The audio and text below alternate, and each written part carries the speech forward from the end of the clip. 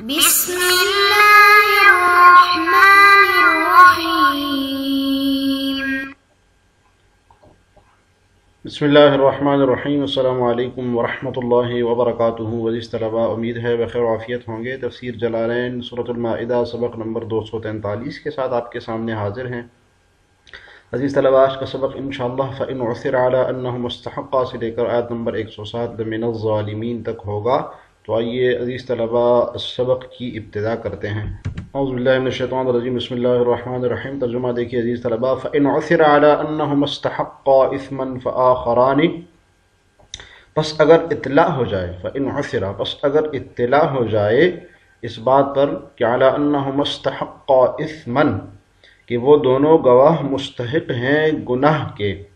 فَإِنْ عُثِرَ پس اگر اطلاع ہو جائے کہ وہ دونوں گواہ گناہ کے مستحق ہیں، فآخران یقومان مقامہما پس دوسرے دو کھڑے ہوں ان کی جگہ پر، من الذین استحق علیہم الاولیان ان لوگوں میں سے جن کا حق دیا جو میت کے بہت قریب ہوں، فیقسمان باللہ پس وہ دونوں اللہ کی قسم اٹھائیں کہ لشہادتنا حق من شہادتہما، کہ ہماری گواہی زیادہ تحقیقی ہے ان پہلے دونوں کی گواہی سے، وما اعتدینا اور ہم نے تجاوز نہیں کیا، انا اذا لمن الظالمین کیا بے شک اس وقت ہم ظالموں میں سے ہوں گے۔ اس طرح ماقبل ہم نے جو شان نزول بیان کیا تھا، اس آیت کا تعلق بھی اسی کے ساتھ ہے کہ جو مسلمان کا انتقال ہو گیا تھا اور اس کے سامان میں سے وہ دو عیسائیوں نے پیالہ چوری کر لیا تھا، تو اس کا حکم تھا کہ وہ دونوں اگر قسم کھا لیں تو فیصلہ کیا جائے، تو چنانچہ نبی صلی اللہ علیہ وسلم نے ان کے درمیان میں فیصلہ کر لیا تھا۔ اب اس آیات میں یہ بیان ہے کہ اگر بعد میں کسی طرح یہ اطلاع ہو گئی کہ وہ دونوں گواہ جو تھے انہوں نے مال میں خیانت کی تھی اور جھوٹی قسم کھائی تھی، تو پھر میت کے ورثاء میں سے دو ایسے شخص جو کہ میت کے زیادہ قریبی ہوں، یعنی بدیل تھا نا تو اس کے زیادہ قریبی، تو قریبی رشتہ دار ہوں اور میت کے حال سے پوری طرح واقف بھی ہوں، وہ کھڑے ہو کر قسم کھا لیں اور کہیں کہ بے شک ہماری گواہی ان کی گواہی سے زیادہ معتبر ہے اور ہمارا کہنا زیادہ سچ ہے، اور اس قسم میں ہم نے تجاوز کوئی نہیں کیا، اور اگر ہم تجاوز کریں گے تو ہم ظالموں میں سے ہوں گے۔ تو پس اگر میت کے رشتہ دار قسم کھا لیں تو پھر جتنے مال کا انہوں نے دعویٰ کیا ہے، یعنی کہ وہ پیالے کا دعویٰ کیا ہے نا، تو وہ وصیتوں وہ جو لوگ ہیں وہ اس کو پھر لے آئیں گے جو بعد میں جو پہلے جنہوں نے جھوٹی قسم کھائی تھی۔ چنانچہ جو واقعہ ہوا تھا وہ اسی طرح ہوا تھا کہ نبی صلی اللہ علیہ وسلم نے تمیم اور اس کے بھائی سے عصر کی نماز کے بعد، وہ جو دو عیسائی بدیل کے ساتھ گئے تھے نا، عصر کی نماز کے بعد ان سے قسم اٹھا لی، انہوں نے قسم لی اور پھر ان کے حق میں فیصلہ ہو گیا اور دونوں کو بری کر دیا گیا۔ تو کچھ عرصے بعد وہ چاندی کا پیالہ کہیں سے برآمد ہو گیا، تو پھر معاملہ نبی صلی اللہ علیہ وسلم کی خدمت میں پیش کیا گیا، تو آپ علیہ الصلوۃ نے حضرت عمرو بن العاص اور ایک اور صحابی تھے جو کہ بدیل کے زیادہ قریبی رشتہ دار تھے، تو ان کو کھڑا کیا آپ نے اور انہوں نے قسم لی اور گواہی دی اور پیالہ ان سے دلوا کے ان کو دیا گیا، ان کو سزا دی گئی۔ تو بعد میں حضرت تمیم داری جب اسلام لائے نا تو پھر انہوں نے اقرار بھی کیا، انہوں نے کہا کہ نبی اللہ اور اللہ کا رسول سچا ہے اور میں نے جھوٹی قسم کھا کے پیالہ اٹھایا تھا۔ تو جی تفسیر دیکھیے، فَإِنْ عُثِرَ اُطُّلِعَ بَعْدَ حَلْفِهِمَا، اگر اطلاع عُثِرَ اطلاع کے معنی میں اطلاع کے معنی میں ہوتا ہے، بعد حلفہما ان دونوں کے حلف کے بعد اگر اطلاع ہو جائے، کس پر؟ علی انہما اس پر کہ بے شک وہ دونوں استحقا اثما وہ گناہ کے مستحق ٹھہرے تھے، ای فعلا یعنی ایسے فعل کے ما یوجبہ من خیانت جو خیانت کا موجب تھا، ٹھیک ہے، جس پر خیانت جو یعنی جس میں خیانت ہوئی تھی، تو اسمن کا معنی کیا کہ فعلی گناہ تھا، یعنی جو خیانت اس میں ہوئی تھی، او کذب فی الشہادت یا او کذب فی الشہادت، یا تو خیانت کا موجب تھا یا گواہی میں جھوٹ کا موجب تھا، یعنی ایسا گناہ تھا جس میں خیانت ہوئی تھی یا ایسا گناہ تھا جس میں جھوٹی گواہی ہوئی تھی، تو دونوں مطلب ہو سکتے ہیں یہاں پر اسمن کے۔ بأن وجد عندهما، اب صورت بتا رہے ہیں اس کی کہ کیسے گناہ کے مستحق تھے اور کیسے انہوں نے خیانت کی تھی اور کیسے جھوٹی گواہی دی تھی کہ بِأَنْ وُجِدَ عِنْدَهُمَا مثلاً ان دونوں کے پاس پایا جائے متہما بھی جس پر انہوں نے ان پر تہمت لگی تھی، جیسے وہ دونوں حضرات تھے پیالے کی تہمت لگی تھی کہ پیالہ تو غائب ہے بدیل کے سامان سے، وَادَّعَيَا أَنَّهُمَا ابْتَاعَاهُ مِنَ الْمَيِّتِ اور وہ یہ دعویٰ دونوں نے دعویٰ کیا ہو کہ یہ تو میت سے ہم نے خریدا تھا، او اوصى لهما به یہی کہ انہوں نے اس کی وصیت کی تھی، فآخران يقومان مقامهما تو اور پھر جب ایسا ہو جائے کہ وہ ان کے پاس پایا جائے گواہی ان کی جھوٹی ثابت ہو جائے، فآخران يقومان مقامهما تو ان دونوں کی جگہ پر دو اور شخص کھڑے ہو جائیں، فی توجہ الیمین علیہما جو کہ ان کے خلاف قسم کھائیں گے، ان کے خلاف قسم کھانے میں دو اور لوگ کھڑے ہو جائیں، من الذین استحق علیہم جو اس وصیت کے مستحق ہوں، جو اس کی وصیت کے ان میں سے جو کہ ان دونوں کے خلاف گواہ دینے کے مستحق ہو۔ کیا مطلب؟ الوصیت وصیت کے مستحق وہ ہم الورثہ، وہ کون ہوں گے؟ وہ میت کے ورثاء ہوں گے۔ وَيُبَدَّلُ مِنْ آخَرَانِ اور آخران سے بدل بنایا گیا ہے، الاولیان یہ اولیان آخران سے بدل ہے، بالمیت وہ دونوں کون ہوں گے؟ وہ شخص وہ جو زیادہ قریبی ہوں گے میت کے، الاقربان الیہ یعنی دونوں میت کے قریب ہوں گے۔ وفی القراءۃ الاولین اور ایک قراءت بیان قراءت ہے، الاولین کی دوسری قراءت بیان کر رہے ہیں، ایک قراءت میں اولین ہے، جمع اولن اول کی جمع ہوگی، اس صورت میں صفت بنے گا، صفتن اب ترکیب بتا رہے ہیں صاحب جلالین، یا تو صفت بنے گی آخران کی، او بدل من الذین یا الذین کا سے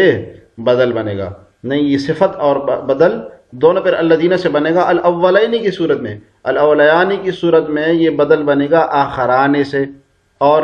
الاولین کی صورت میں یہ صفت یا بدل بنے گا الذین سے۔ ٹھیک ہے عزیز طلبہ، اب آئیے دیکھتے ہیں کہ آخران کی ترکیب کیا ہے۔ فآخران یقومان مقامہما، جی اس کی ترکیب دیکھیے، فآخران یہ تو مبتدا ہو گیا، اب اس کی خبر کون سی ہے؟ اس کی خبر کے بارے میں دو احتمالات ہیں۔ ایک احتمال تو یہ کہ فآخران یقومان مقامہما یہ موصوف صفت مل کر پورا مبتدا بن رہا ہے، اور من الذین استحق علیہم الاولیان یہ جو ہے نا یہ پورا یہ خبر ہے، اس کی یہ خبر بن رہی ہے ساری۔ دوسرا یہ ہے کہ یعنی جار مجرور مل کر خبر بن رہی ہے۔ دوسرا یہ کہ فآخران مبتدا ہے اور یقومان مقامہما اس کی خبر ہے، اور پھر یہ جملہ من الذین استحق علیہم الاولیان یہ جملہ اس یقومان مقامہما کی صفت ہے۔ اور اولیان کے بارے میں تو آپ کو صاحب جلالین نے خود بتا دیا، یا تو یہ بدل بن رہا ہے آخران سے، یا اولین اگر ہم پڑھیں گے تو پھر صفت یا بدل بنے گا الذین سے۔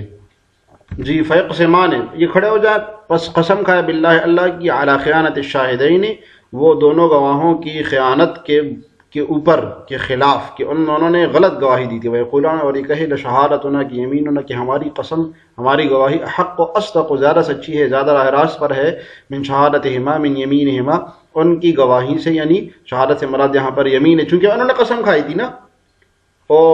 عدی اور تمیم نے، تو اب ان دونوں کے مقابلے میں رشتہ دار کے جو ورثاء قریبی ہوں گے وہ بھی قسم کھائیں گے، اس لیے شہادت سے مراد یہاں پر صاحب جلالین نے یمین مراد لی، وما اعتدینا اور ہم نے تجاوز نہیں کیا،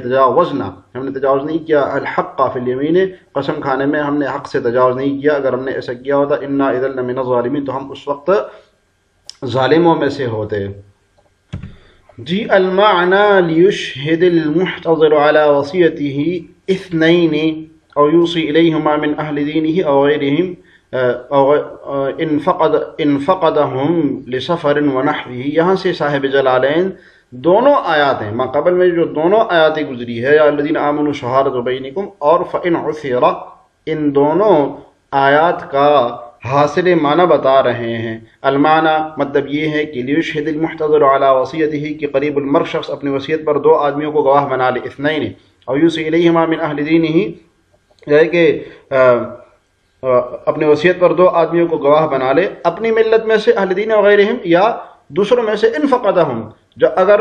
اپنے دین والوں کو نہیں پاتا، سفر کی وجہ سے، ونحوہ یا کسی اور وجہ سے میسر نہ ہو تو پھر دوسری ملت والوں کو بنا لے۔ فإن ارتاب الورثة فيهما فادعوا أنهما خانا بأخذ شيء أو دفعه إلى شخص اگر ورثاء کو شک ہو فیہما ان دونوں میں سے، یعنی دونوں کو جو گواہ بنایا ہے تو ان میں سے شک ہو کہ انہوں نے جو گواہی دیا وہ غلط ہے، فدعوا تو پھر وہ دعویٰ کرے انہما خانہ کہ ان دونوں نے خیانت کی ہے. اس واقعے میں ہوا تھا نا کہ بدیل کے ورثاء نے دعویٰ کیا پھر بأخذ شیء کسی چیز کے لینے کا دعویٰ کر لیں کہ انہوں نے خیانت کی ہے یا کچھ اٹھایا ہے، او دفعہ یا کچھ دینے کا الی شخص کسی اور شخص کو، یعنی اس کے مال میں سے اٹھا کے کسی اور کو دیا. زعمن یہ گمان کرتے ہیں کہ ان المیت اوصى له به کہ میت نے کوئی وصیت کی ہو کہ کیا میت نے کوئی وصیت کی ہے یہ چیز اٹھانے کا. جیسے بدیل کے سامان میں سے پیالہ غائب ہو گیا تھا تو ورثاء نے دعویٰ کیا کہ کیا بدیل نے وصیت کی تھی کہ یہ کسی کو دے دے. اوصى له به فليحلف الى آخره تو پھر وہ ان دونوں میں سے ہر ایک جو ہے نا ایک دوسرے کی قسم کھائے. فإن اطلع على امارة تكذيبها پس پھر اگر اب یہ دوسری آیت کا مطلب فإن عسر کا مطلب بیان کیا جا رہا ہے کہ اگر یہ معلوم ہو جائے کہ ان دونوں نے جھوٹ بولا تھا، ان دونوں کے جھوٹ کے اوپر جو ہے نا وہ مطلع ہو جائے، فدعا دافعا له جھوٹ کا کیسے پتہ چلے کہ وہ دعویٰ کر لے کہ ہم نے تو ان کو دے دیا تھا، ہم نے تو اس موصی نے وصیت کرنے والے کو وہ چیز دے دی تھی. حلف اقرب الورثۃ یہ اطلاع جب ہو گئی نا کہ انہوں نے جھوٹ بولا تھا تو اب صورت یہ ہے کہ بس ورثاء کے جو قریبی لوگ ہوں گے وہ قسم اٹھائیں گے علی کذبہما ان دونوں کے جھوٹ بولنے پر کہ ان دونوں نے جھوٹ بولا تھا، وصدق ما ادعوا اور جو دعویٰ انہوں نے کیا تھا اس میں وہ سچے ہیں. والحکم ثابت فی الوصیین منسوخ فی الشاہدین تو حکم یہاں پر وصیت جو وصی ہے اس کے بارے میں ثابت ہو جائے گا کہ اس کا سامان گم ہو گیا تھا، اور منسوخ فی الشاہدین اور جنہوں نے گواہی دی تھی جھوٹی گواہی دی تھی وہ ان کے حق میں وہ منسوخ ہو جائے گا. وکذا شہادت غیر اہل الملہ اور جو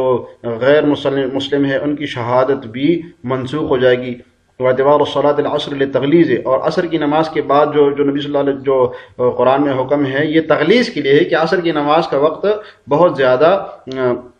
یعنی کہ ایسا وقت ہوتا ہے جو کہ بہت اہم وقت ہوتا ہے. وتخصیص الحلف فی الآیت باثنین من اقرب الورثۃ اس سے آگے انشاءاللہ عزیز طلبہ اگلے سبق میں پڑھیں گے. آج کا سبق بس اتنا ہی. آج کے سبق سے متعلق عزیز طلبہ سوال یہ ہے کہ عصر کی نماز کی قید کیوں لگائی. اس طرح آج کا سبق ہم نے فإن عسر سے لے کر آیت نمبر 107 من الظالمین تک پڑھا. دعا ہے کہ اللہ تعالی ہمیں جلالین پڑھنے سمجھنے اور اس پر عمل کرنے کی توفیق عطا فرمائے. السلام علیکم ورحمۃ اللہ وبرکاتہ.